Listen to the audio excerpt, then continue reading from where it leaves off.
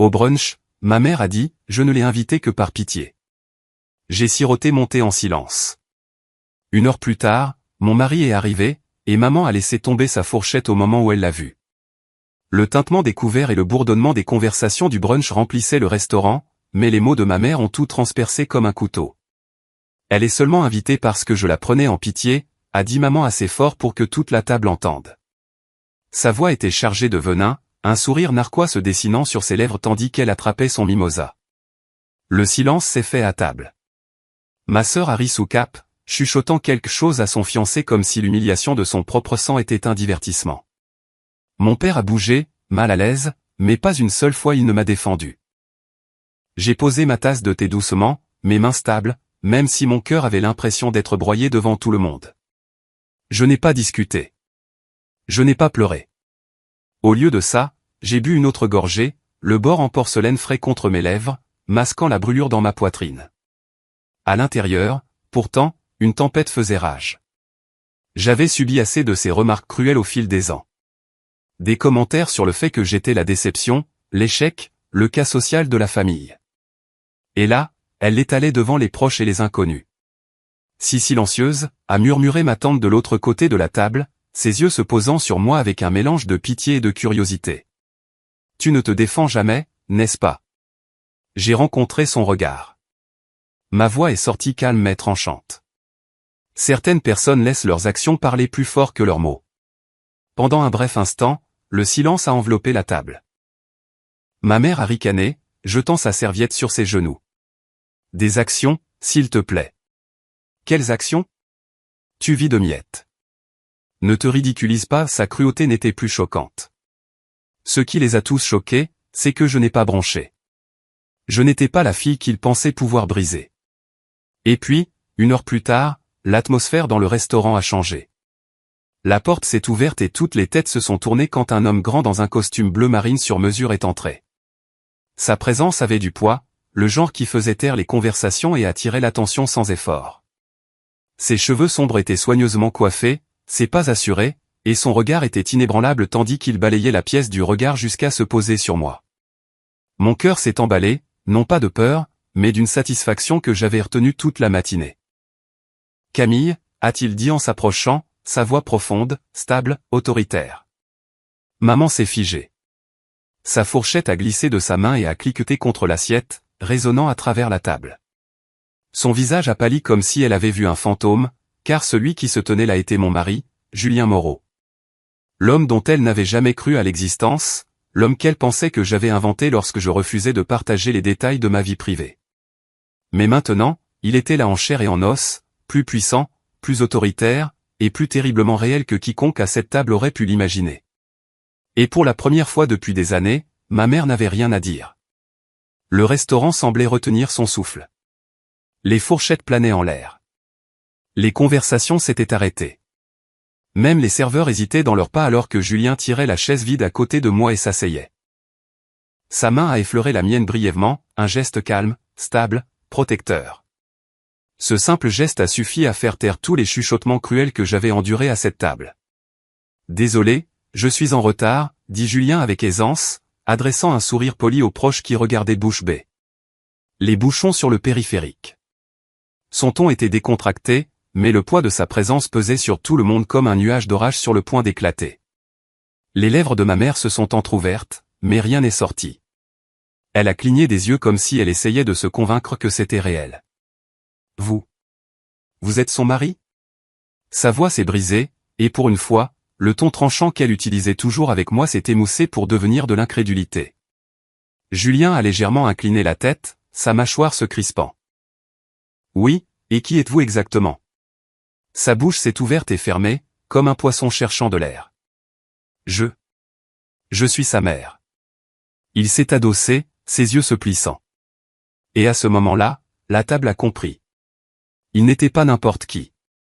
Sa confiance, son contrôle, son existence même rayonnait de pouvoir. Les gens comme lui n'attendaient pas d'être présentés. Il commandait la pièce sans demander la permission. Ma sœur Chloé a été la première à briser la tension avec un ricanement. Ça ne peut pas être réel, Camille. Mariée à toi. Elle a ri comme si l'idée elle-même était une blague cruelle. Je veux dire, soyons sérieux, regarde-la. Elle peut à peine payer son loyer. Les mots m'ont piqué, mais je ne les ai pas laissés voir. La main de Julien s'est resserrée sur la mienne avant que je puisse parler. C'est drôle, dit Julien, sa voix faussement calme. De mon point de vue, c'est la femme la plus forte et la plus capable que j'ai jamais connue. C'est peut-être pour ça qu'elle ne perd pas son temps à essayer de dénigrer les autres. Le sourire de Chloé a vacillé. Son fiancé s'est agité, mal à l'aise, à côté d'elle. Je pouvais sentir les regards brûler ma peau de tous les côtés. Des proches qui m'ignoraient autrefois.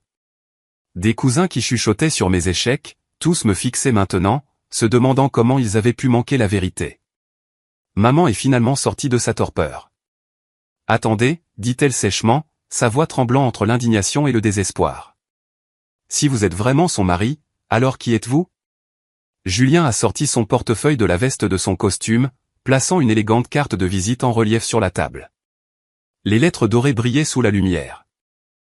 Le silence s'est approfondi alors que ma tante se penchait en avant, plissant les yeux pour lire le nom. Ses yeux se sont écarquillés instantanément. Julien Moreau, PDG du groupe Moreau. Le choc qui a suivi a été une onde qui a déferlé sur la table. Mon oncle a toussé dans sa serviette. La mâchoire de mon cousin est tombée. Le fiancé de ma sœur a murmuré une injure à voix basse.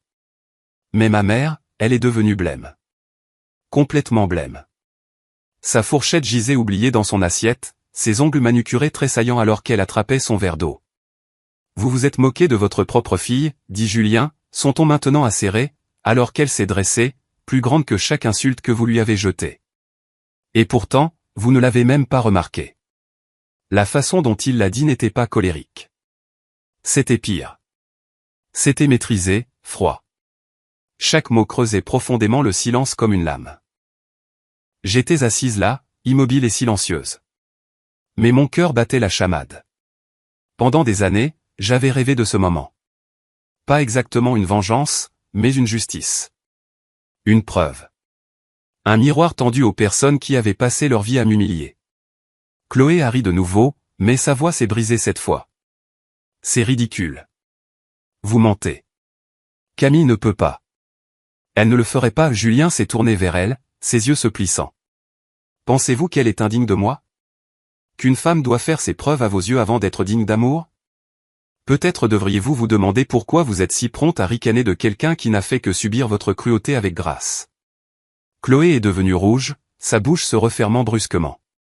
Pour une fois, elle n'avait pas d'insulte intelligente à répliquer.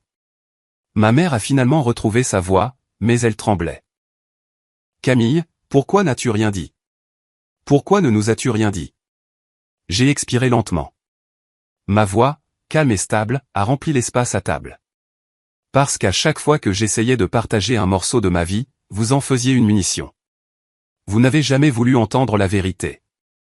Vous vouliez entendre quelque chose que vous pourriez utiliser contre moi. Alors j'ai appris à garder le silence. Le silence était plus sûr. Ses yeux ont vacillé avec quelque chose que je n'avais jamais vu auparavant. Pas du remords, de la peur. Le regard de Julien a balayé la table. Elle n'a pas besoin de votre approbation. Elle n'a pas besoin de votre validation, et elle n'a certainement pas besoin de votre pitié. Elle a tout ce dont elle a besoin ici même. Il a levé ma main, pressant ses lèvres sur mes doigts. Une déclaration subtile mais indéniable. La pièce autour de nous était tendue, chaque parent figé entre l'incrédulité et la stupéfaction. Mais je ne les regardais plus. Je regardais ma mère, observant son masque se fissurer enfin. Pendant des années, elle avait vécu de sa supériorité, me rappelant à chaque occasion que je n'étais pas assez bien.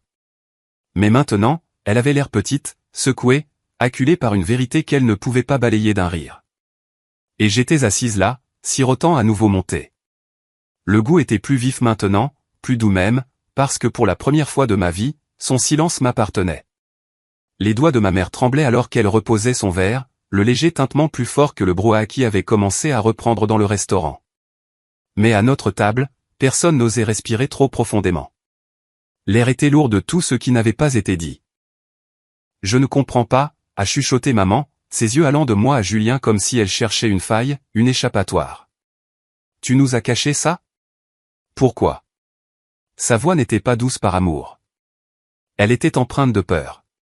Le genre de peur qui ne vient que lorsqu'on réalise que le pouvoir nous a échappé des mains. J'ai incliné la tête, gardant un ton calme. Caché? Non. J'ai juste arrêté d'offrir des morceaux de moi-même à des gens qui ne se sont jamais souciés d'écouter.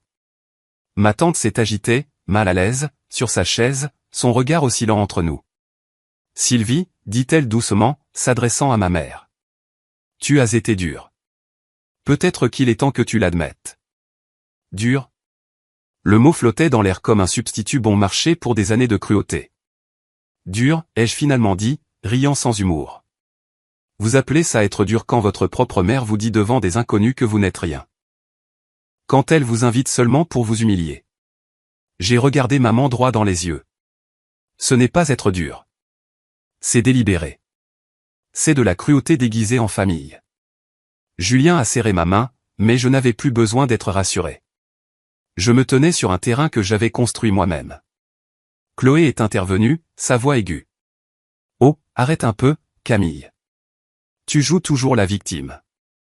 Peut-être que si tu avais réellement fait quelque chose de ta vie, maman n'aurait pas à avoir honte. Les mots ont frappé, mais ils n'ont pas blessé. Pas comme avant. Au lieu de cela, je me suis penché en avant, mes yeux se fixant dans les siens. Honte de moi ou jalouse du fait que je n'ai pas mendié des miettes d'approbation comme tu le fais encore? Ses joues ont rougi. Elle a ouvert la bouche pour argumenter, mais la voix de Julien a tranché, basse et stable.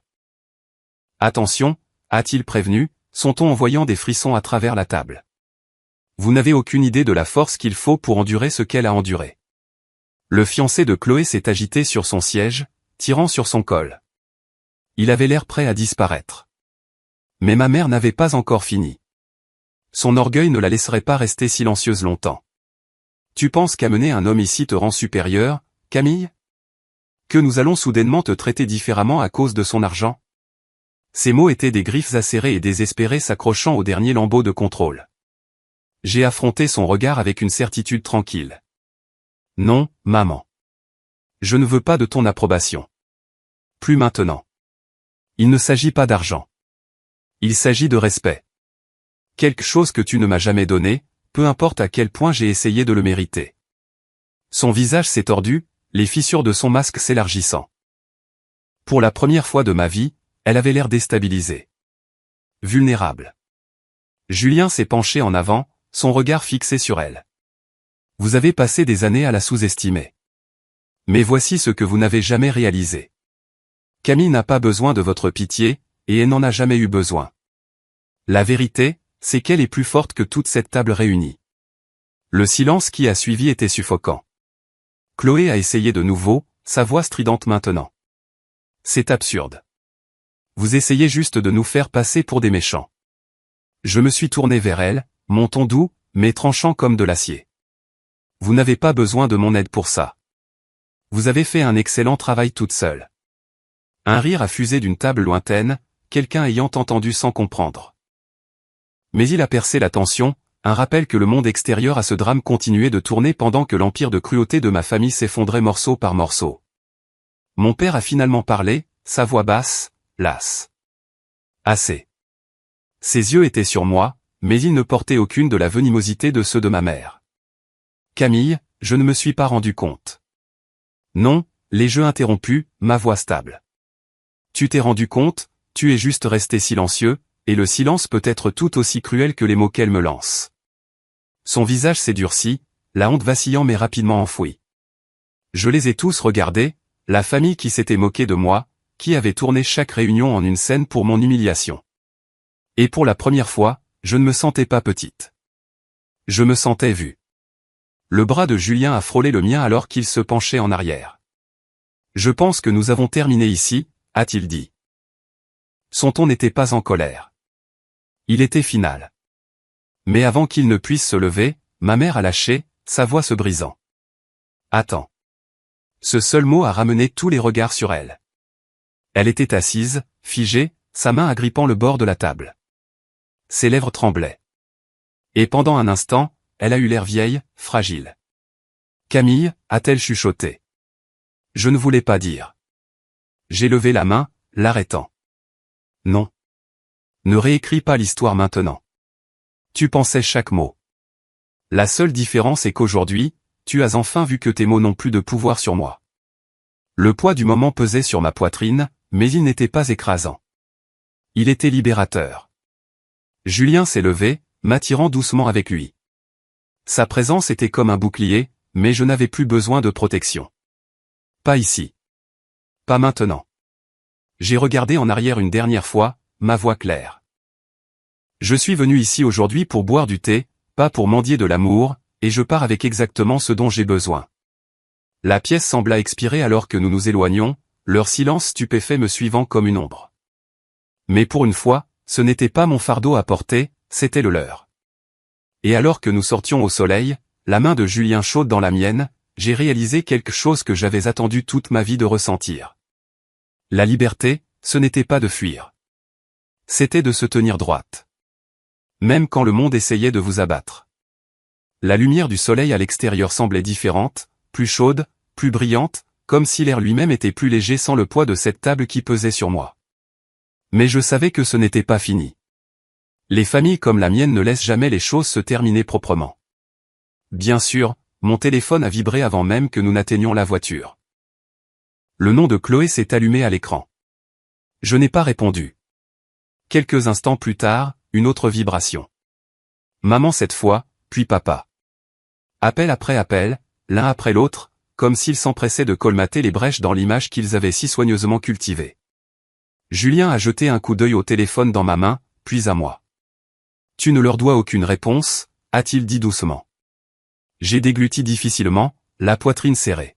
« Je sais, mais je veux qu'ils m'entendent une dernière fois. » Alors, j'ai répondu. « Camille. » La voix de maman est passée, aiguë, frénétique. « S'il te plaît, ne laissons pas les choses comme ça. Nous ne savions tout simplement pas, vous ne vouliez pas savoir, ai-je coupé, ma voix stable, mais tranchante. Vous n'avez jamais demandé. Vous n'avez jamais écouté. Chaque fois que j'essayais de partager, vous en faisiez une arme. Et maintenant vous avez peur. Vous n'êtes pas désolé. » Son silence à l'autre bout du fil était assourdissant. La voix de Chloé a éclaté, stridente. « Tu exagères complètement. Tu nous as embarrassés là-dedans. Te rends-tu compte de l'image que tu nous as donnée ? » J'ai ri doucement, le son amer, mais libre. C'est drôle. Vous avez passé des années à m'humilier devant quiconque voulait bien écouter. Mais au moment où la vérité vous met mal à l'aise, soudain, je suis la méchante. Julien s'est penché et a posé doucement sa main sur mon genou. Un rappel silencieux. J'avais déjà gagné. Camille. La voix de maman tremblait maintenant, le désespoir transparaissant. Nous pouvons recommencer. Rentre à la maison. Amène-le. Nous parlerons en famille. Non, ai-je dit fermement. Vous n'avez pas le droit d'appeler ça une famille quand tout ce que vous m'avez jamais donné, c'est de la honte. J'ai une famille maintenant, une qui n'a pas besoin de votre approbation pour exister. La ligne est restée silencieuse. Puis doucement, j'ai ajouté, vous ne m'utiliserez plus jamais comme votre bouc émissaire. Et j'ai raccroché. Pour la première fois de ma vie, le clic de fin d'appel ne m'a pas rempli de culpabilité. Il m'a rempli de paix. Nous avons roulé en silence pendant un moment, lion défilant derrière les fenêtres. Puis Julien a pris ma main, son pouce caressant ma peau. « Tu ne leur as pas seulement tenu tête, » a-t-il dit. « Tu t'es libéré. » Ces mots se sont installés en moi comme une vérité que j'avais toujours su mais jamais revendiquée. Ce soir-là, alors que nous étions assis sur notre balcon surplombant la ville, mon téléphone s'est de nouveau allumé. Des SMS cette fois, de cousins, de proches, certains s'excusant, d'autres curieux, d'autres voulant soudainement prendre des nouvelles. Mais je n'ai pas répondu. Pas encore.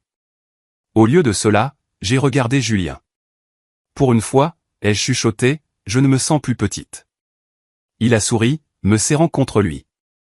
C'est parce que tu ne l'as jamais été. Tu le vois enfin. Les lumières de la ville scintillaient en contrebas, mais elles ne pouvaient égaler l'éclat qui venait de l'intérieur de moi. La fourchette de ma mère heurtant cette assiette. Son visage blêmissant à la vue de Julien. Le silence de Chloé lorsqu'elle a été confrontée. Ce n'étaient pas seulement des moments de vengeance. C'étaient des rappels que peu importe combien d'années ils avaient essayé de m'écraser, je m'étais élevé plus haut. Et le meilleur dans tout ça, c'est que je n'avais pas eu besoin de crier, de supplier ou de me battre pour cela. Tout ce que j'avais eu à faire, c'était de me tenir dans ma vérité, enfin et complètement. Cette nuit-là, j'ai mis en sourdine toutes les conversations, réduit au silence tous les appels, et pour la première fois depuis des années, j'ai dormi paisiblement. Parce que mon silence ne venait plus de la peur, il venait du pouvoir.